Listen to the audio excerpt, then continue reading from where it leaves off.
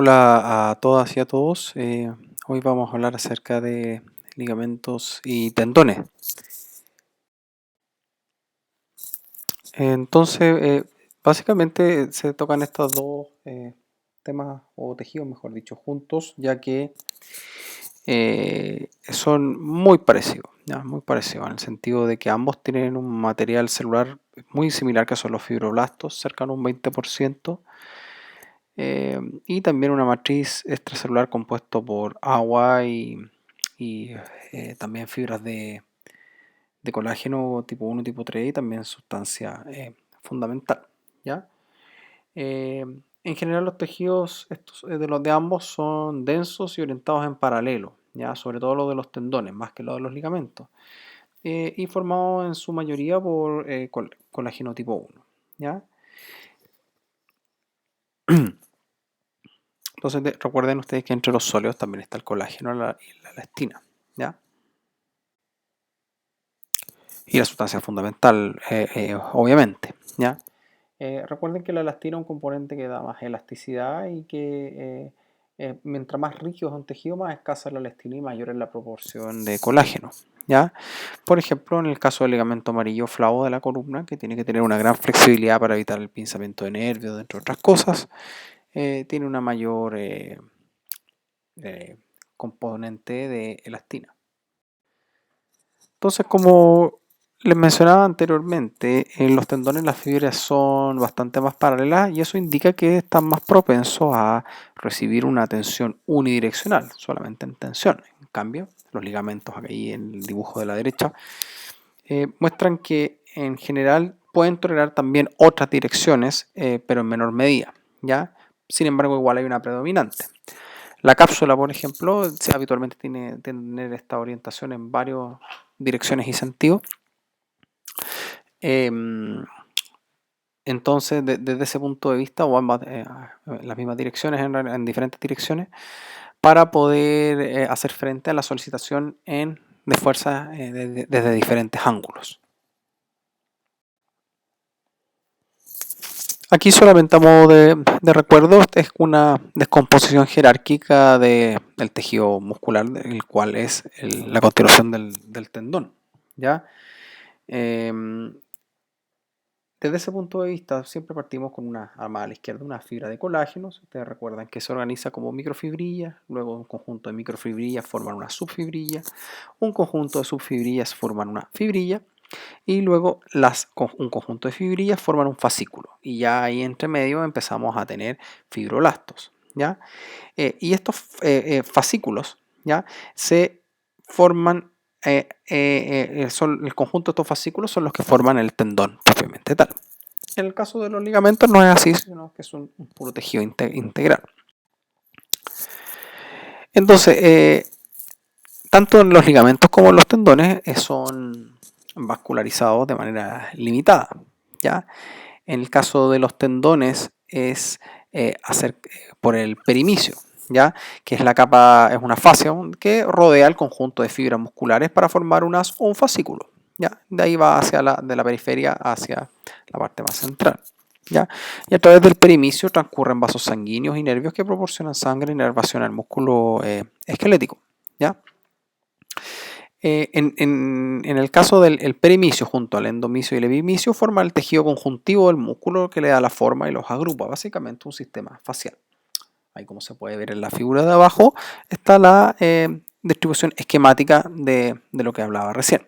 Entonces, en el caso de los tendones, la principal vascularización es por el perimicio y también de la inserción en el periósteo, ¿ya? El periósteo es esta fascia que está rodea y está muy adherida a los huesos. Y en el caso de los ligamentos, la principal irrigación es en la inserción, ¿ya? Desde la inserción. Ambos son abundantes en meganorreceptores y terminaciones nerviosas, los cuales se conocen como propioceptores. ¿Ya? Dentro, va a decir que permiten sentir las direcciones, el sentido, temperatura, dolor, y los nociceptores, que son de dolor específicamente, son propioceptores de dolor, ¿ya? Entonces, solamente para hacer una pequeña recapitulación, el tendón, ¿cierto? Que es la continuación del músculo, se inserta y tiene en el hueso a través del periosto y por tejidos de transición muy parecido a lo que hablábamos en el cartílago articular, ¿vale? Si no es tendón directo al hueso, sino que va pasando de tendón, ¿cierto? Algo más, un poquito más fibroso a algo ya directamente más óseo. Y lo mismo sucede con los ligamentos, que recuerden ustedes lo que hacen los ligamentos es conectar las articulaciones.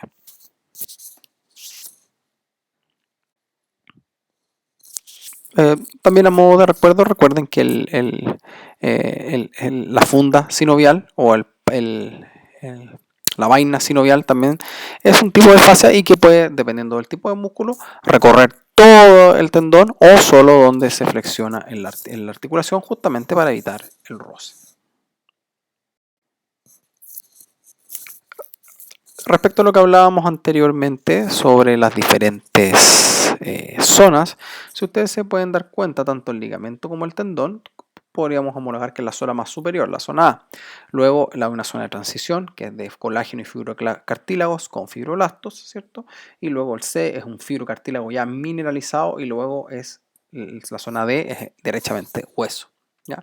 Toda desde la zona B hasta la D, o esta inserción se conoce como éntesis, ¿ya? Que es todo ese conjunto. Pasando ya a los comportamientos, ¿cierto? O las propiedades biomecánicas, mejor dicho, de estos tejidos, ambos tienen un comportamiento viscoelástico. ¿Ya? Ustedes ya saben a qué se refiere eso del viscoelástico, si no pueden volver ya a la clase de propiedades biomecánicas de los tejidos. ¿Ya? En ese punto de vista, los tendones resisten muy bien las altas fuerzas tensiles y los ligamentos, si bien son flexibles, son poco extensibles. También resisten, están diseñados para resistir ambos la tensión, pero en el caso de los ligamentos, ¿qué es lo que quiere decir eso? Que tienen una muy buena región elástica, ¿cierto? Pero plásticamente ya se fatigan muy rápido, ya, es decir, se fracturan o se cortan, ¿cierto? Si es que la fuerza es muy grande.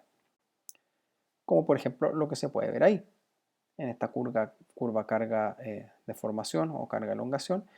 Ustedes ven que en la zona 1 se rectifican ya las fibras colágenas, vale decir, se quita el slack, como hablábamos en las primeras clases. Luego en toda esta zona 2 muy rápido aumentan la rigidez y luego en el 3 comienza la fatiga y finalmente el punto 4 es la ruptura. Ese sería el caso, ¿cierto?, de los ligamentos. En el caso de los mecanismos de lesión es muy similar para ambos tejidos. ¿Ya? En el caso ligamentario habitualmente tiene que ver por un desplazamiento excesivo de las superficies articulares. ¿Ya? Vale decir un esguince, ¿ya? O de una luxación, donde hay una pérdida de congruencia de las superficies articulares que hace que haya una elongación excesiva y por ende se lesione el ligamento. En el caso del tendón hay una tendinopatía y problemas de fuerza. ¿Ya? En la tendinopatía, con problemas, ustedes van a encontrar dos tipos entre, muchas veces se habla de tendinitis y tendinosis, ¿ya? Donde habitualmente el tendinitis se utiliza para hablar de una reacción inflamatoria del tendón y de su vaina, son síntomas muy claros que son dolor agudo, tumefacción, calor y enrojecimiento muy propio de la inflamación. Y puede ser desde un golpe, una infección o movimientos repetitivos por un trabajo o un deporte que se realiza con una técnica incorrecta, una falta de entrenamiento, es decir, en resumen, una lesión más o menos reciente. En el caso de la tendinosis, antes solamente se hablaba de tendinitis, ¿ya? Hoy en día hay estudios histológicos que han permitido diferenciar entre una y otra. ¿Ya? En el caso de la tendinosis es un proceso más degenerativo, más crónico, vale decir que se ha sostenido más en el tiempo. ¿Ya? Principalmente no hay células inflamatorias asociadas de manera significativa, pero se caracteriza por llevar una modificación estructural del tejido, es decir, se hace más rígido y por ende menos susceptible a tolerar cargas. ¿Ya? La característica fundamental es que hay un cambio, como les decía, degenerativo en la estructura que lo hace más vulnerable y propenso a romperse. Es decir, la regeneración, la cicatrización hace que sea de esta lesión sostenida en el tiempo, hace que sea más rígido y por ende más susceptible a lesionarse. ¿Ya? Y muchas veces a la palpación se nota un engrosamiento y una falta de elasticidad del tejido. ¿Ya? Habitualmente, ¿qué es lo que sucede? Es que estos mecanismos agudos de no ser tratados de manera adecuadamente se tienden a transformar en estas tendinitis, pueden llegar a transformarse en tendinosis, que ya es una degeneración más instaurada y más crónica, que persiste más en el tiempo.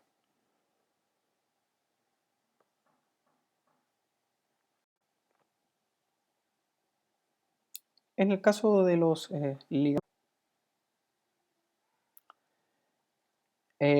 habitualmente ustedes van a determinar o se pueden clasificar las lesiones ligamentarias como en tres tipos o tres grados, del 1 al 3, donde el grado 1, como se puede ver ahí en la imagen, son micro lesiones, micro rupturas que no implican una pérdida de continuidad del tejido, ¿ya? Habitualmente son dolorosas y hay algún grado de inflamación. Luego tenemos, y no hay inestabilidad, ¿vale? Es decir, la articulación no pierde estabilidad porque no están rotos los ligamentos. En el grado 2 hay un dolor bastante más intenso, con una ruptura parcial del ligamento y hay cierto grado de inestabilidad, ¿ya? En el grado 2 también es muy difícil determinar la diferencia en el sentido, ¿y por qué? Porque el grado 2, la inestabilidad la enmascara la fuerza muscular, las estructuras musculares de alrededor. Y la inestabilidad, sin embargo, genera una sobrecarga sobre el cartílago articular en zona y habitualmente no debieran recibir este tipo de carga. Y finalmente tenemos el grado 3, donde ya es una ruptura total del ligamento y un dolor intenso, una ruptura total y una inestabilidad, vale decir, al hacer cualquier prueba de estabilidad ligamentaria, yo voy a sentir prácticamente que la articulación se mueve muy libremente. Entonces, con respecto a las lesiones tendinosas, habitualmente van a depender de la fuerza de la contracción muscular y sostenida en el tiempo. Recuerden ustedes que el área transversal que tiene un músculo va a ser directamente proporcional, va a ser cuán grueso es un músculo a el tendón, ¿ya? Por ende, eh, va a recibir más tensión, ¿ya? Y si tenemos un músculo muy grueso con un tendón muy finito, acuérdense por ejemplo los flexores de los dedos o los extensores comunes de la muñeca o flexores comunes de los dedos de la muñeca, tenemos proporcionalmente un tendón, o sea, un músculo que tendrá unos 2 o 3 centímetros y un tendón que probablemente sea de un par de milímetros. Entonces ahí tenemos proporcionalmente una diferencia significativa. Por ende, en músculos cuando proporcionalmente son más gruesos y tendón delgado hay más riesgo, ¿ya? Sobre todo si tenemos en ese caso un mecanismo muy habitualmente frecuente que es el movimiento repetitivo, ¿vale? Es decir, tanto en el trabajo como en el deporte, ¿ya? Y también la contracción sostenida, poder mantener el músculo contraído por sostener algo o realizar contracciones estáticas o isométricas de manera prolongada. ¿Qué cosas ustedes van a encontrar como riesgosas o qué condiciones de las personas ustedes van a encontrar que habitualmente se asocian a a lesiones de ligamentos y tendones? Habitualmente la maduración y el envejecimiento. ¿Ya? Recuerden que la maduración aproximadamente es hasta los 20 años, donde las fibras colágenas son bastante más gruesas.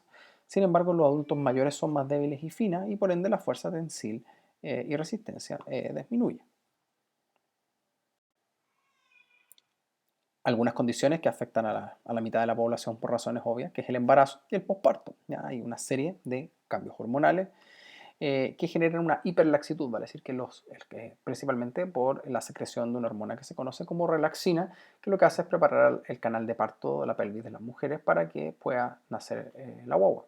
Entonces, esa hiperlaxitud obviamente que produce una serie de complicaciones, por ejemplo, problemas o dolores sacroilíacos, ¿sí? O también en lo que se conoce como el síndrome del túnel carpiano, que es una compresión del nervio mediano. Ya vamos a entrar en detalle de eso cuando hablemos más adelante de muñeca. Sin embargo, esta compresión por el retináculo de los flexores comprime el nervio mediano y produce parestesia, dolor y discapacidad y habitualmente es bilateral.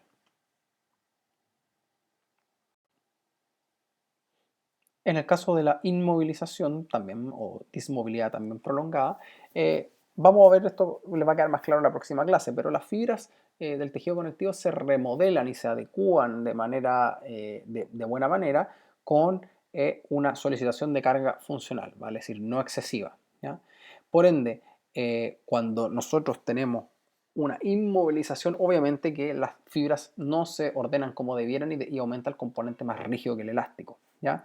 Recuerden ustedes que el tejido conectivo cambia, se renueva, ¿ya? Y eso lo hace según la solicitación de las fuerzas que va experimentando. Bien, si esta carga se altera o desaparece, obviamente que va a haber problemas, ¿ya? Por ende, tanto el entrenamiento físico como la actividad física, ¿vale? Es decir, el hecho de moverse, aumenta la resistencia tensil de los ligamentos y tendones, y la inmovilización es todo lo contrario, ¿ya? Incluso puede llegar a tomar meses recuperar esas propiedades. Entonces, como les mencionaba anteriormente, ahí se puede ver en la figura A y figura B los efectos de la inmovilización con y sin terapia o recondicionamiento. Se puede ver que hay un control. Estos son modelos animales, entre paréntesis, que lo que hacen es comparar a animales sanos con animales con alguna intervención, en este caso que los inmovilizaron, y algunos que le hicieron terapia y otros que no. Y ustedes se pueden dar cuenta en la figura A que las propiedades del tejido son significativamente menores, cerca de un 61 o 68%, a aquellos animales a los cuales no le hicieron movilización, ¿cierto? Y luego eso empieza a aumentar proporcionalmente a el tiempo de rehabilitación o de movilización. Lo mismo en la figura B, la curva estrés deformación o carga elongación en este caso, obviamente que indica que en el caso de los inmovilizados, la magnitud de la fuerza o las cargas que toleraban era bastante menor comparado con los controles, incluso para llegar a un colapso con menos fuerza y antes. Algunas implicancias son, por ejemplo, los pacientes que tienen diabetes mellitus, ¿cierto? Que es un fenómeno complejo, inmunológico y hormonal incluso. Algunas personas, o sea, es hormonal, pero algunas personas al día de hoy ya lo catalogan como inmunológico, ¿ya? Y obviamente esto lo que hace es que hay una mayor incidencia de patologías ligamentosas, tendinosas y también de la pérdida de la masa ósea o osteoporosis. Por ende, cualquier manipulación en personas con diabetes mellitus debería ser realizada con precaución. El uso de corticosteroides, sobre todo la infiltración, que es la administración local por medio de inyección de una lesión, si bien pueden ayudar a la inflamación en el corto plazo, en el largo plazo y si se usan de manera sistemática, hacen que el colágeno no sea de la misma consistencia o misma estructura y por ende hay una mayor susceptibilidad futura al daño. En el caso de los antiinflamatorios no esteroidales o AINES, no se ha visto que han sido perjudiciales siempre y cuando son usados con mesura. Los pacientes dializados con hemodiálisis tienen un principal problema de acumulación de placas amiloides. Esa patología se conoce como amiloidosis, que básicamente la máquina de diálisis no es tan perfecta como el riñón y deja pasar y rompe además muchas células. Por ende, todo ese desecho se va depositando en los tendones y en las articulaciones, produciendo dolor, tumefacción y también mayor susceptibilidad a la ruptura. Por ende, mucho ojo con los pacientes que son dializados. Y en el caso de las diapositivas de las rupturas, por ejemplo, en el caso de ligamentos, habitualmente se tiene que poner un reemplazo a ese ligamento cortado. Cuando se rompe un tendón, muchas veces el mismo tendón se sutura, pero en el caso de los ligamentos, habitualmente eso no es tan así. Por ende, se utiliza o tejido propio del paciente o tejido externo, principalmente de cadáveres o animales, que obviamente es preesterilizado y pretratado. En el caso de los autoinjertos, por ejemplo, es que se saca un pedazo habitualmente de tendón, no de ligamento, sino que de tendón o cápsula de alguna sección del cuerpo y se pone para reemplazar ese ligamento.